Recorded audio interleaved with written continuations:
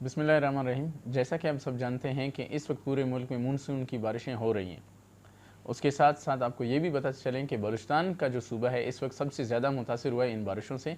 और हमारे दो इलाके हैं जो कल से बहुत ज़्यादा इफेक्ट हुए हैं, जिसमें लसबेला और कच्ची बोलान का एरिया है। लसबेला में हब ओथल, आपका वालपट डैम का एरिया, उड़क्की और लाखड़ा का जो एरिया है वो ज़्यादा डिस्टर्ब हुआ है और इसमें काफ़ी रोड नेटवर्क्स वगैरह और ब्रिजेज जो हैं काफ़ी ब्रीच हुए हैं और मुसाफिर हजरात जो हैं वहाँ पे स्टक हैं।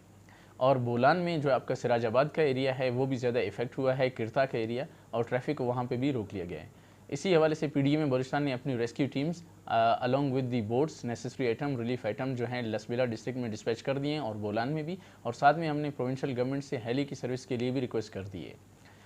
लिहाजा आवाम से एक छोटी सी रिक्वेस्ट है कि बिला ज़रूरत सफ़र से गुरेज करें, और अगर सफ़र बहुत ज़्यादा ज़रूरी हो तो फिर भी पीडीए में बलूचिस्तान की वेबसाइट, डिस्ट्रिक्ट एडमिनिस्ट्रेशंस और आपकी जो मेट डिपार्टमेंट की वेबसाइट उनको रेगुलरली चेक करें।